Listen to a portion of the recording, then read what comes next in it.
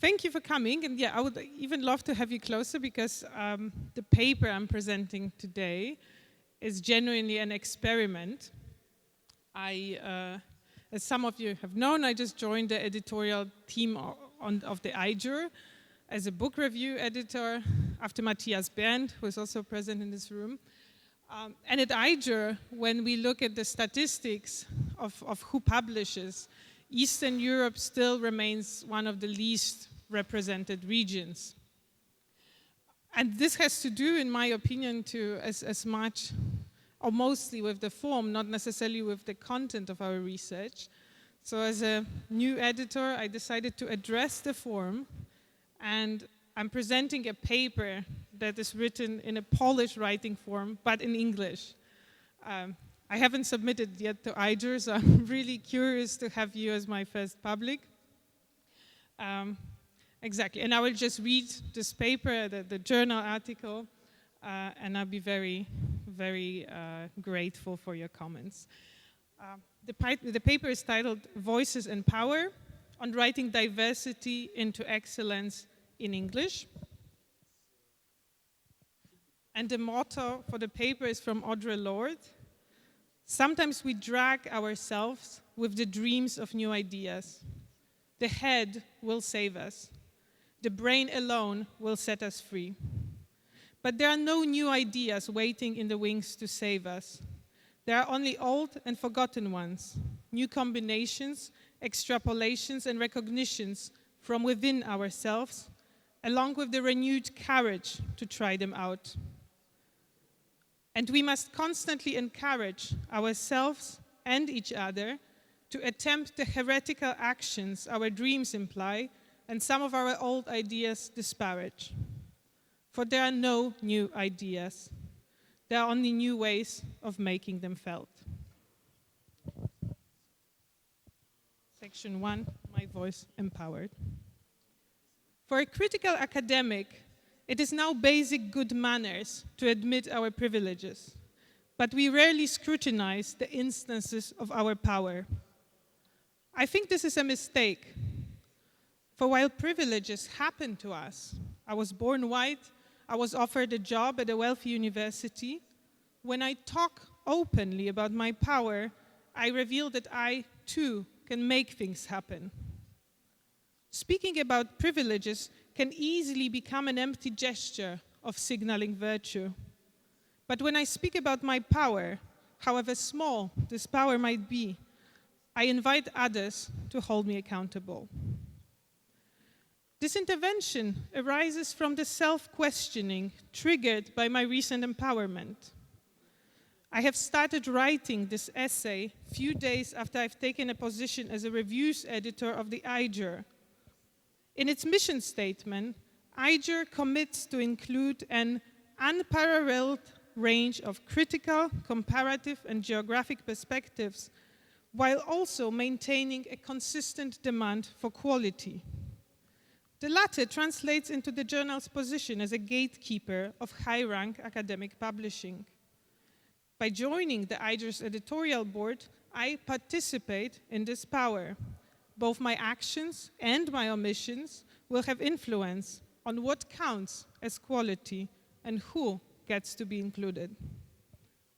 How should I use my power to help the journal aggregate a body of excellent research out of voices as multiple and diverse as our cities? I agree with Sahid Aderinto that such goal demands turning editorial work into an activist project. Because I have long identified as a scholar activist, the words editor activist leave on my tongue a familiar flavor that I call Gramscian sweet sour, an unmistakable mix of the will's optimism and the pessimism of intellect. My optimism is fueled by knowing I am not alone. I am joining an editorial community that has been trying, failing, and failing better. My pessimism is backed by this community's own research. IJURR is full of articles that explain in painstaking detail why a systemic transformation away from coloniality and neoliberalism in academia, just like in our cities, is a gargantuan task. To approach it, an editor-activist must keep rewriting the passive voice, the bane of the academic style, into active voice. She must place some weight of what needs to be done onto her personal pronoun. What can I do? As an editor-activist, I must turn myself into a resource for both conceptualizing and materializing the transformation desired. And as any resource, I'm finite and specific. While empowered in my role as an editor, I am also mid-career, not tenured, a Polish migrant, a mother. All these attributes are both obstacles and advantages. Activists, by definition, operate within the system of unequal relations, so I've learned the importance of using myself precisely. So what about me? My personal capacities, my social-spatial positioning, the power I am given within the system can be most useful to the task at hand? One specific answer came to me already during my first IJURR plenary meeting. We were discussing how, despite some progress, our geographical range remains limited. In 2021, papers on cities of Global North still took almost 40% of the journal's space. This is less than 47% in 2017, mostly due to a rapid increase of papers on China. But we publish very few papers on Southeast Asia, Africa, and Eastern Central Europe, and most of those few papers are written by authors trained in Anglo-American institutions. It is exceptionally rare to see an author without global Northern academic training publish in a top international journal. At IJURR, we realized that one fundamental frontier lies in the very craft of English academic writing, the ability to present one's finding in a neat format of an Anglo-American research article. Thus, we talk about offering writing workshops for young scholars with no access to such training. Plunging into such conversation, I realized I might be the poster child of this approach. In the plenary meeting's Zoom room, I seem to be the only non-native speaker who, while representing the underrepresented region, has not learned to write academic papers in English within the bounds of an Anglo-American institution. Admittedly, I've also never attended a writing workshop. For me, teaching myself to publish in international journals has been an explicit and ongoing project, rather than a byproduct of academic training. I used a range of strategies. I've read numerous manuals dedicated to writing in English, academic and otherwise. I have mimicked, intentionally and unintentionally, elements of other people's style. I've been asking native speaker friends for feedback, and all of those things I still do. Two factors, I believe, make my experience useful for the IJURR's discussion about academic diversity and excellence. First, I have a trained sensitivity to the unwritten rules of English academic writing, not just when it comes to form and grammar, but also when it comes to what is legitimate authorial voice. Second, by the time I started learning to write in academic English, I had already developed my voice through academic and journalistic writing in Polish. So when learning the new craft, I could appreciate not only the elements of style that I was gaining, but also the style I was told to give up. Some of my Polish style, I never wanted to give up. I'm still spending most of my writing time trying to get away with bending the rules of academic format. In the never-ending process of trial and error, I've learned to obey the rules of the research article just enough to be accepted, while also gently pushing them to accommodate bits of my foreign voice. Maybe my reflex to bend the rules is itself a regional quality of my voice. In the end, anthropologists of Eastern Europe have been describing rule bending as our coping strategy and a reaction from being excluded from making the rules. And yet, published journal articles that depart from the dominant academic style most boldly are usually written by native speakers, and often those who are already well established in their careers. This is understandable. If an author with a low-rank affiliation proposes something stylistically unusual that also includes some grammar mistake, it is easy and somewhat natural for the reviewer to discount originality as ineptitude. To have the system classify your experiment as an innovation rather than an aberration, you need both excellent skills and social privilege, sometimes a privilege as humble as having a native speaker friend willing to proofread and comment. To alleviate the power gap in stylistic experimentations, IJURR has created intervention, a section that is a zone of exception and that invites everyone to write more freely. But exceptions, while useful, tend to prove the rule. Could it be possible to go beyond exception and work together, native and non-native speakers aside, to expand the stylistic rules of English academic writing?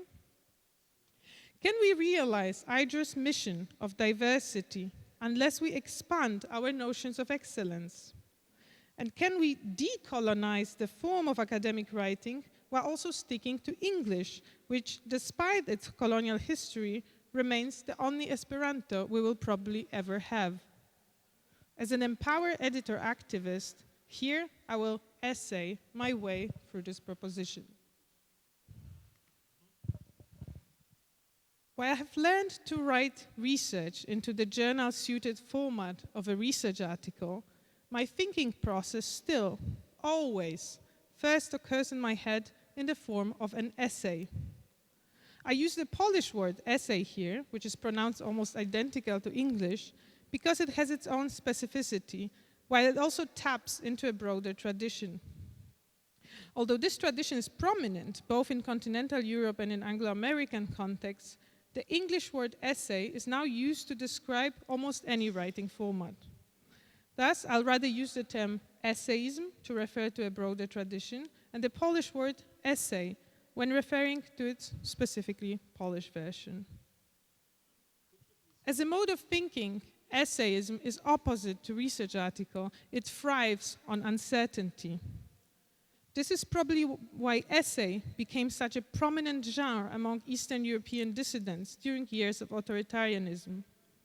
Poland's two internationally most famous opposition intellectuals, Zygmunt Bauman and Leszek Kołakowski, both wrote in essays, and so did the Czechs, Milan Kundera and Václav Havel, as well as Hungarians, but you probably need to tell me the names. Etymologically, essay means an attempt. It attempts to embrace a complex topic or a situation without dissolving its internal contradictions. In continental Europe, essayism is one of the valid and valued modes of academic writing, present in academic journals of both humanities and social sciences. I have learned to think in an essay form during my studies at the sociology department of University of Warsaw. Most of my professors had been previously involved in the Solidarność movement. They were teaching us that university, however important, cannot be the only site of thinking, that we need to bring our thinking into socio-political reality to test it. But as soon as you engage with reality, you learn that sometimes you need to act, even when there's not enough data, no clarity about theoretical conclusions. You get your hands dirty with contradictions. Essay is an intellectual coping strategy for holding those contradictions together and for openly admitting that your hands are never clean. In Warsaw, I was taught that thinking and writing is a form of public service. Sometimes this had a very literal sense. Poland's democratic state was young and still lacking in cadres, and it seems to have needed all the brain power. It was common that the best students, those who planned to continue academic careers, wrote press commentaries and took afternoon jobs in public institutions. My first paid job was to systematize press accounts of Poland's 1990s biggest corruption scandal, disentangling facts from political warfare. Back then in Warsaw, none of us wanted to be an academic. We all strived to become intellectuals. A few of us were invited to participate in informal evening seminars that took place in our professors' homes. There, hours long into the night, the real intellectual discussions took place. As a woman, I am far from romanticizing this setup, for I have learned also hard lessons in navigating gender and power relations. Admittedly, though, the formal settings of Western academia did not prove that much better. But I have also learned to test the orders of theory against the chaos of reality and to map the clash into an essay, which I would then read aloud as we sat in the circle on the floor. There was always enough wine, there was never enough furniture. During this evening's seminars, we moved between theories, empirical research, and poetry to think through ever new iterations of Poland's capitalist unraveling. We disregarded disciplinary boundaries and followed problems, drawing ever new questions from our own modes of living. Today, when my students consider research topic, I still ask them the same question that I was asked again and again in Warsaw. The question poetically translates as, what's your affair with the world? And I think the English word affair proves surprisingly accurate here, for it connotes both public matters and personal passion. Essayism is a love affair with questions.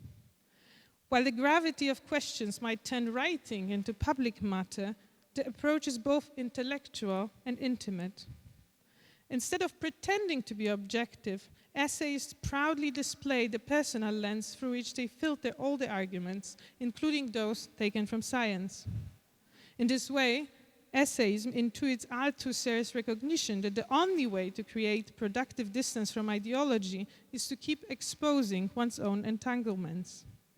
This is possibly another reason why in Eastern Europe essay became the genre of dissidence. In a strongly ideological context, transparent particularity proves more trustworthy than pretended objectivity. But the author's personal voice brings more to essayism than just credibility. It is a vehicle to another kind of objectivity, which can only be touched through experience. This is most intensely felt in the traditions of feminist or black essayism, which, in the word of Bell Hooks, moves into the personal as a way to go beyond it. In academic journals, we often analyze and quote essays of Audre Lorde, Adrienne Rich, or Frantz Fanon, yet we rarely dare to write this way, as if we really lived inside our thinking. For Leszek Kołakowski, essay emerges from a dual place of resistance and responsibility. It resists reductionist conclusions while taking full responsibility for grappling with the questions.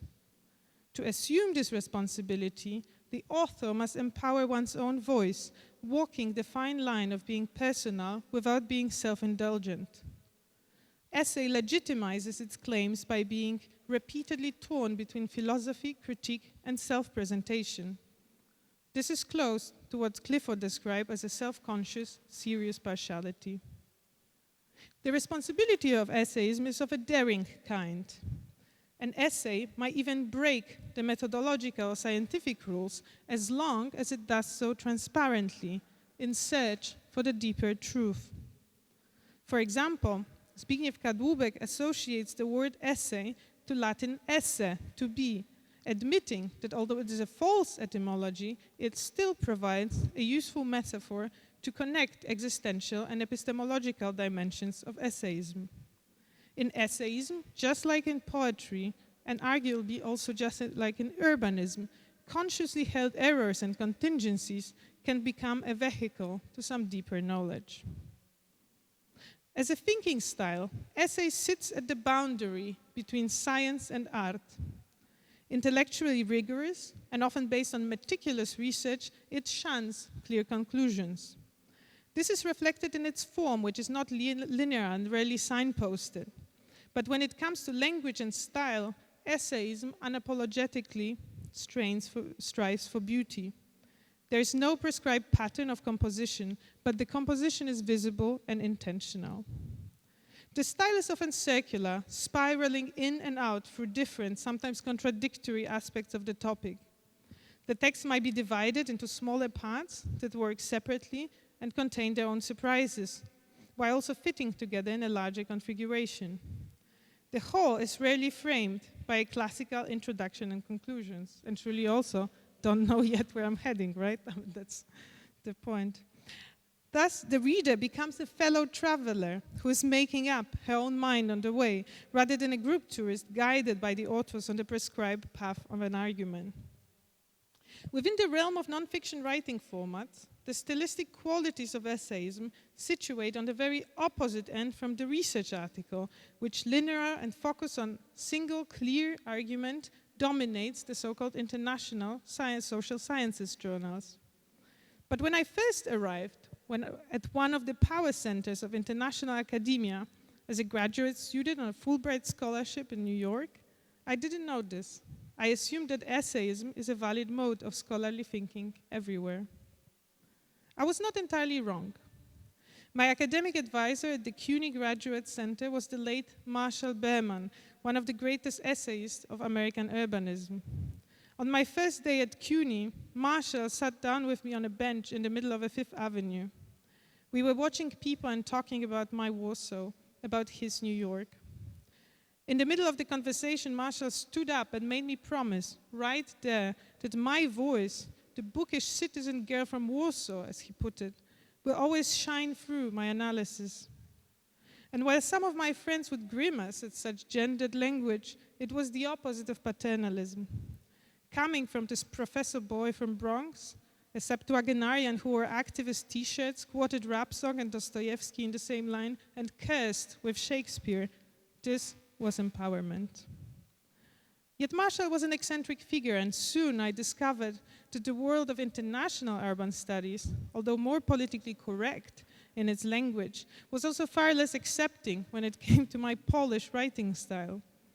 Indeed, it was only in New York that I was pointed to the phenomenon of a research article.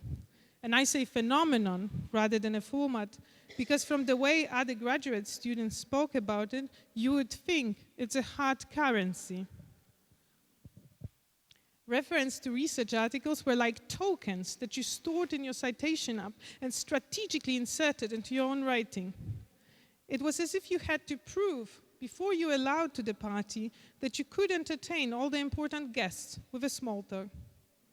And above all, it was clear I must strive to become a reference, a date stamp, and ideally always the newest version of myself.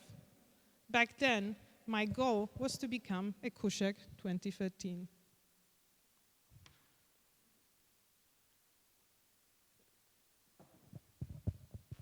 It took more time, but I can fairly say I succeeded.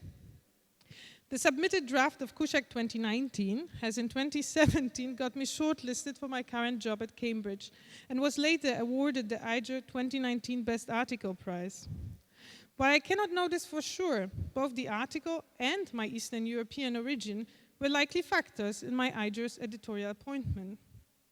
Considering my own journey, maybe the best I can bring to the editorial table is my honest account of breaking into the system against all odds under false pretenses with bad documents out of love.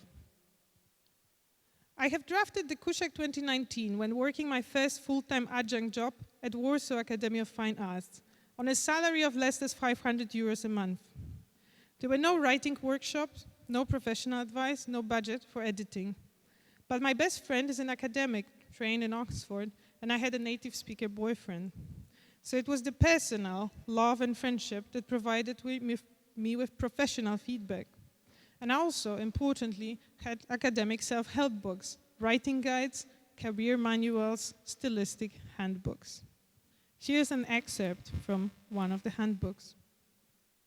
If you want to get published in top-ranked international journals, your goal must be to shake the foundations of your unconscious assumptions and topple any that stand in the way of your learning to write according to a rhetorical tradition very different from your own.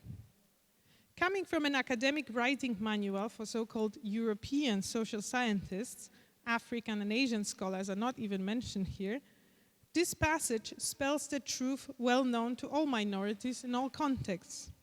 If you want to be included, you better learn to sell your difference in a mainstream package. In global academia, this package is called a research article. While critical theory is all about questioning one's own assumptions, writing in a foreign language is a critical practice. It's not enough to distance yourself from your cultural and ideological inner lining. To write in a foreign format, you need to actively tear some of this lining off and replace it with something else. Yet within the discourse of critical urban studies, this effort of practical self-overcoming remain largely unseen, despite all the calls to think from elsewhere and even shift resources. For an African or Eastern European scholar who is hoping to publish in an international journal, thinking from elsewhere and shifting often barely existing resources is not a groundbreaking theoretical position, but a mundane everyday struggle. When reading papers that urge us to write from the South or from the East, we strategize how to think from the South or East, yet do it as if from the North or West, how to frame our particular research and experience with the terms and forms of the global academic discourse. Everyone knows that this is what is really expected. Writing guides and somewhat cynically sounding career manuals are therefore crucial counterparts to lofty theoretical manifestos of inclusion. They offer peripheral scholars a Machiavellian type of empowerment, teaching us the rules of the power game called global academia. They are neither politically correct nor critical, but, as noted by Hani and Moten, we need neither comfort nor critique. We need subversion.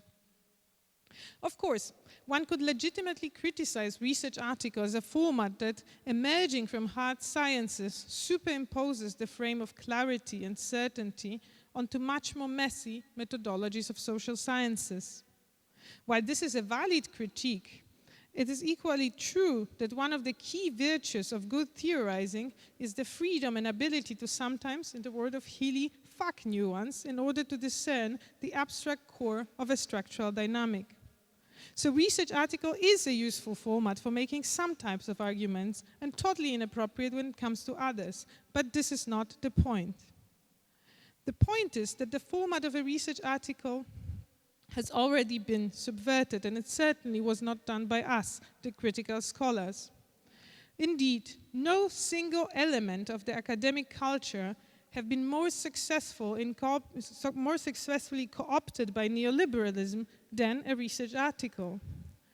Turned into hard currency of academic valuation, it has become a key tool for several strategies of neoliberalism at once: competitive individualism, abstract quantification of research value, financialization of knowledge production, neutralization of critique by the system of internal rewards with mutual citation as a measure of impact, the isolation of academic thought from the public debate. We all know this in theory, but we are yet to talk about it more strategically. The paradox of the so-called international academia is that while it is global in its power to distribute recognition, its terms are partly provincial. The international journals are based almost exclusively in the US and UK and forge their standards in close relation to Anglo-American job market, which is increasingly polarized between winners and losers, few attractive tenures, and many precarious teaching contracts. In such a highly competitive environment, collectively minded contributions, such as teaching, community support, and collaborations with other scholars, are rewarded less than individual research output. And through this culture of publish or perish, the neoliberal transformation of academic labor projects itself onto our writing styles. Already in the 1990s, linguists were pointing out that the genre of research article has become influenced by American marketing discourse, calculated to sell the findings to readership for a variety of symbolic and material rewards. This is performed by a range of rhetorical strategies which foreground novelty and the author's individualized agency in the scientific progress.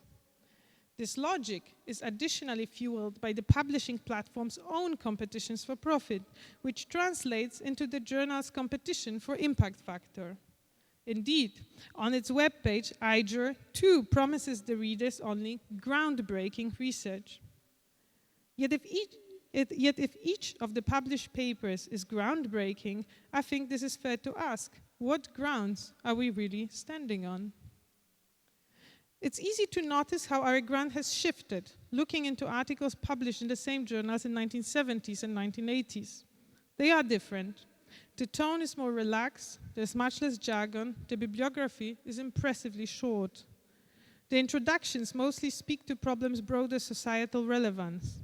The editorial tone is differentiated, allowing space for both assertiveness and doubts. Back then, IJURR published papers in either English or French. The first paper published in the first issue of the IJURR opens very humbly, quote, "This short essay is more concerned with raising problems and stimulating discussion than with attempting to define or to preserve any particular position. In the conclusion, written in plain language, Paul," that's the name of the author, "urges urban studies to develop a more refined theory of inequality by asking questions which, while perhaps not groundbreaking, remain relevant also to this essay. Who gets what? Who determines who gets what? And what determines who gets what?" Are we allowed to grapple with these old questions without pretending that we always break new theoretical ground? And can we really break new ground as a community if each of us must pretend to have already done so on their own? As the ideology of competition creeps into the scholarly rhetoric, it pervades even papers that seem critical when it comes to the content. More so, critique itself becomes an instrument for competition. Indeed, nothing multiplies the citation tokens better than a seemingly ideological war between theories that are simply based on different metaphors. Despite our field's ambition towards pluralism, the simple fact that nothing can ever address everything becomes a vehicle for manufacturing new contributions. We critique and even accuse each other for getting that, as once formulated by physicist Niels Bohr, the opposite of one profound truth might very well be another profound truth. And it's easier to critique each other than to productively hold the tension between critique and proposition. To manufacture innovation, we also keep coining new notions. While many of them are useful as metaphors, the multiplicity of overlapping notions loads our writing with jargon unfathomable in the first published issues of journals. Thus, paradoxically, the hegemony of research article within the academic recognition system is undoing the format's original strength, clarity, and simplicity. This is probably why research articles, as opposed to books, rarely get translated.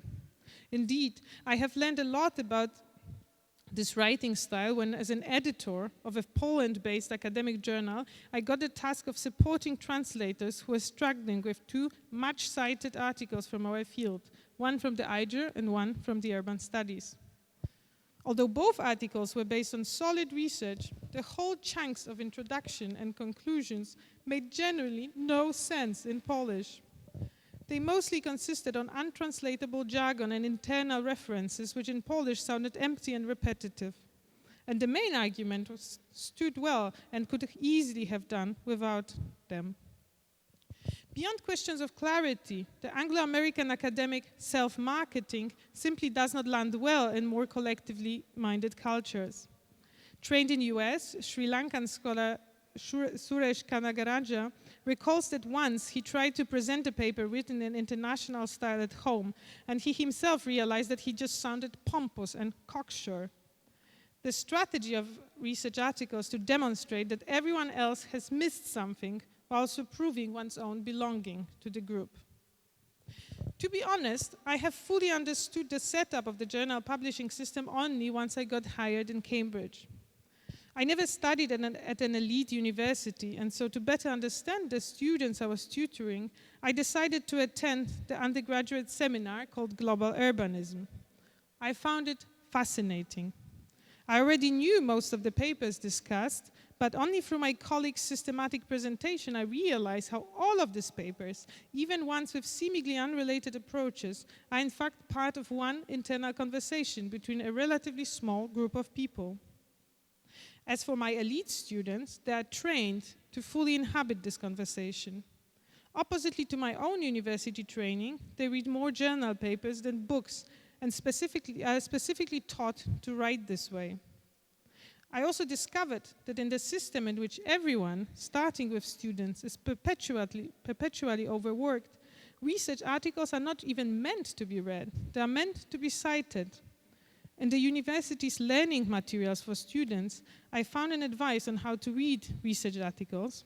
It says, read only first sentence of each paragraph to identify the paragraphs that are useful, save the citation for your own writing, and skim through the rest, as well as writing schemes for effective introductions, conclusions, and argument framings. So this essay could have started like that. For at least the last 2 decades, critical urban studies have been aspiring to diversify its theoremating. Here, 3 quotes. To this end, some scholars have called for theorizing from the south, empowering subaltern geographies as sites of the theoremaking. Other scholars have pointed out that such change would not be possible without shifting resources, which might include linguistic training for scholars from subaltern locations. Still, few works have considered the role of standardized academic writing formats in blocking the expression of true diversity in urban theory-making. In this essay, I alleviate this gap by both analyzing and demonstrating the possibility of bringing subaltern writing styles into academic English in order to forge new models of excellence. In this opening, some of you would recognize a standard rhetorical strategy used in research articles and grant application, described by John Swales as CARS, creating a research space, and sometimes also referred to as the Messiah opening. For scholars, here I come with my research, and you all been waiting for me to save you. CARS serves a double purpose, at once proving the novelty of research, the important people have all clearly missed something, and performing the author's belonging to the relevant research community, proving that I've read your work and I'm rewarding it with quotation tokens. While spelling this strategy out so clearly might seem cynical, I think it is more harmful to keep those tools invisible, for none of this is obvious to researchers from outside US and UK academia. From my experience as a reviewer, and I get to review a lot of papers by Eastern European authors, many of those papers that get rejected open more like this. In my city, the problem of X is increasing. This is very bad because of reasons A, B, and C. An important local scholar has confirmed it, and here I quote, and here I will describe how and why this is bad. I am not saying that all those papers are good and should be accepted, but it is also true that those authors tend to assume that their topic is important because it impacts their communities. They don't understand that rejection came not because the research is faulty, but because it is not framed by the terms set by the Anglo-American leaders of the field. For years, I had a standardized paragraph with framing advice that I copy-pasted into all my reviews. But in this way, I have also perpetuated the system that is structurally set up to reject anyone who does not perpetuate it. No critical content will change the system until we question the form, the system terms of belonging, which are set up to foster negative competition. In the system of quantified academic valuation, in which journals like IJURR receive as many as 600 submissions each year, overworked editors and reviewers, whose labor is of course unpaid, welcome easy grounds for rejections just because they are people. They need pragmatic strategies to survive the workload. Thus, academic writing coaches tell you to assume that editors want to reject you. The antidote is to make sure that what you submit is formally almost identical to what's already there. Here a quote from a writing manual. When an editor receives your paper, it should look exactly like a paper the journal has already published. The best strategy to get into the community of international scholars is to rhetorically demonstrate that you're already part of that community, part of this academic market. This is done both through rhetorical tools and through mutual quotations. Polish sociologist of science Izabela Wagner recalls editors of an important sociological journal suggesting she should replace references to dead authors and instead quote her living colleagues, for they needed more. On another occasion, when she could not afford language editing, she was offered to have her paper language edited by an editor's graduate student in exchange for the student's co-authorship. While these might be the extreme black market examples of academic currency exchange, the logic is still that of a market. And in a market dominated by one hard currency, those who are really not part of it will never get the chance to join. While they might be technically invited to speak from the positionalities, positionality, if abstractly understood, can also be turned into a token of valuation. It is one thing to say I am speaking from the East, but it's only now, when I really feel I am part of this community, that I allow my voice to sound more Polish.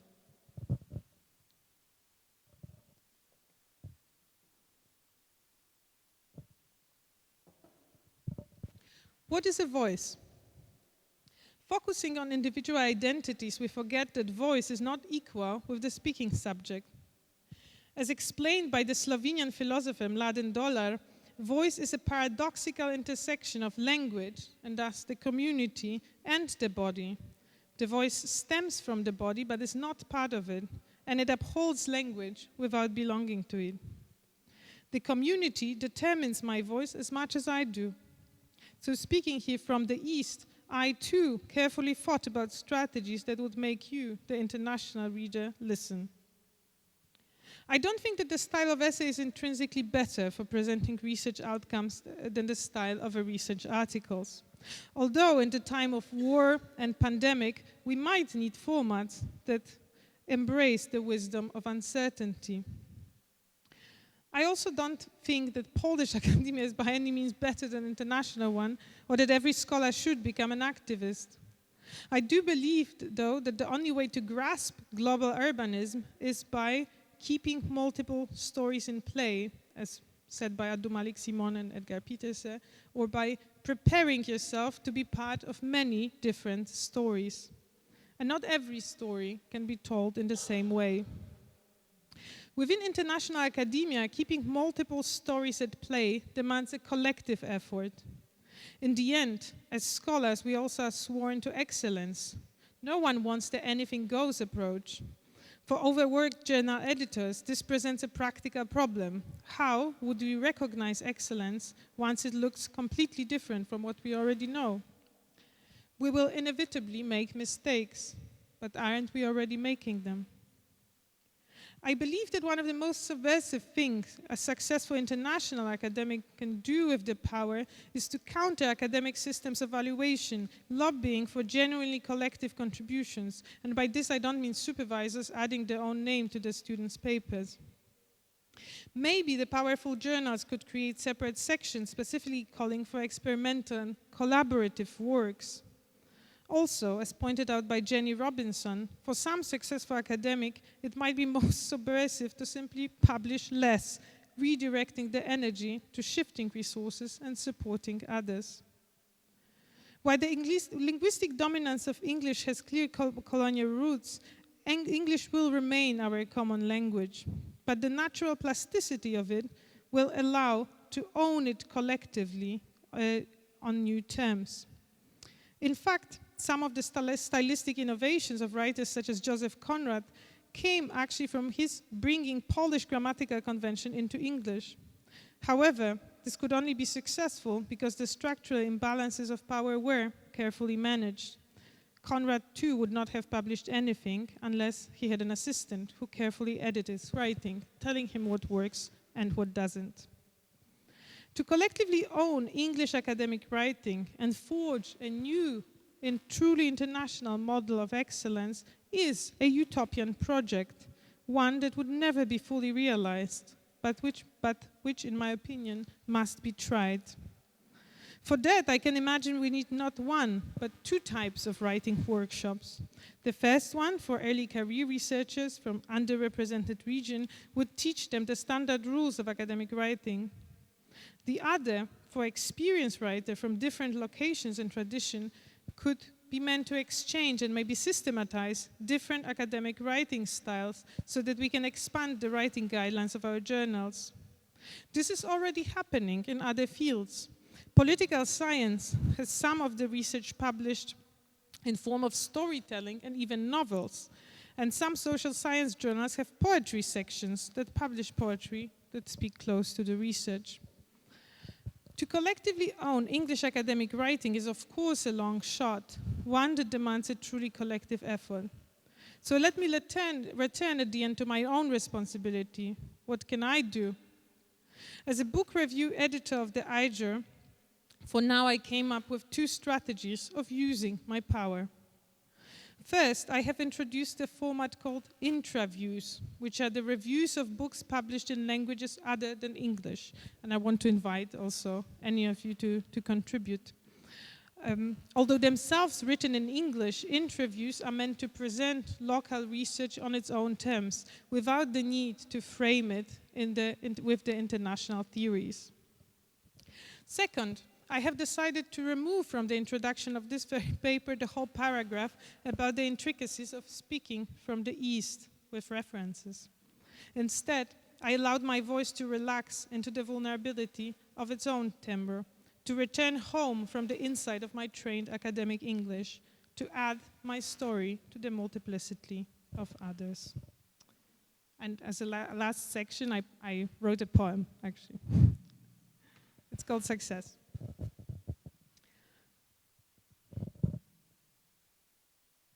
Success, said the sign of my language school. Carved in cheap tin, the C's and S's spelled splendor I could not grasp, as if my mother tongue lacked taste buds for abundance. At first, success was simple, semantics of safety. My hand reaching the doorknob, a sign for my stomach to back down from my throat. The crack of the school's crooked door, a sign for my ears to unhear the screams of the polished Detroit, the boat city, deindustrialized into violence. It was 1999, and success meant I was not the one. Lucky not to trade my counterfeit jacket for my real leather.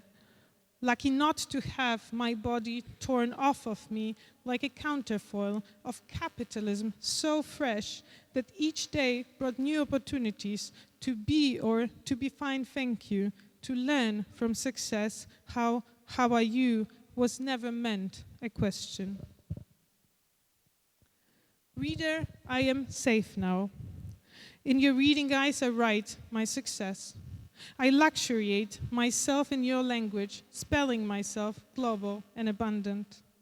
I earn your grammar and I loot your lingo. To raise my voice, I sing Polish songs in English. Yesterday, I sang the same song in Polish. It was strangely easy and hard. I stumbled through the stuffed strings of consonants. Soon the sh and sh seemed unsingable, my voice cords hoarse as if unpolished. My US teacher said this was terrible, and I knew this was my success, safely sunk in the semantic of flesh. Still, he said, there's something you do better in Polish. Somehow, he said, you know how to breathe. Thank you.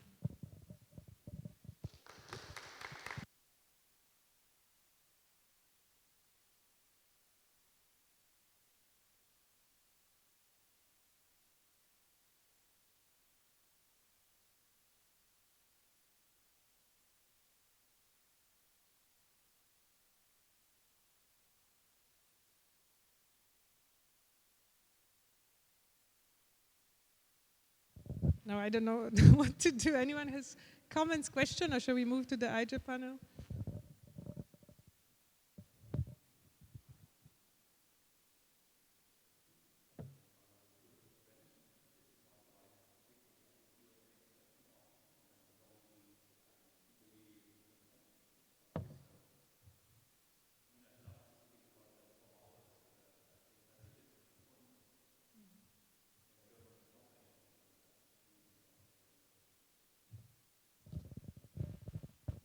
So I think we take a break and come back to the panel, I guess, right?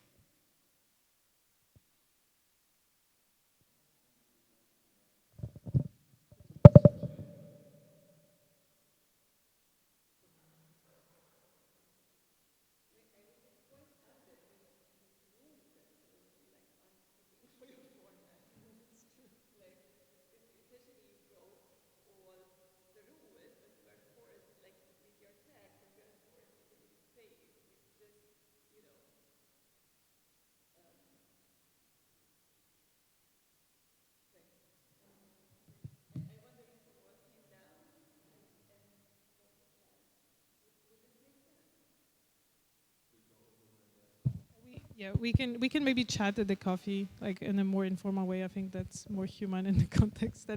But we still have a very important IJURR panel, which we, in a way, also address a lot of similar topics too. So it's also one way to shift the discussion for later.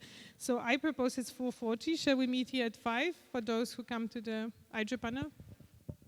Thank you once again for listening.